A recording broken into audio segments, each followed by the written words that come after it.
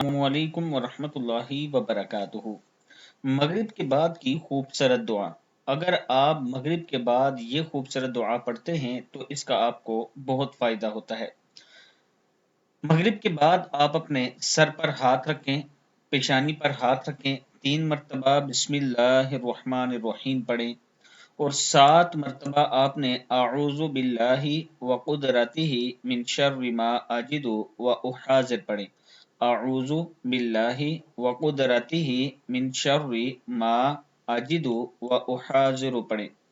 پھر مریض پر اور پانی پر دم کریں۔ یہ دم روزانہ کریں، بہتر یہ ہے کہ دن میں 2 یا 3 مرتبہ کریں، انشاءاللہ مریض کو بہت سکون ملے گا۔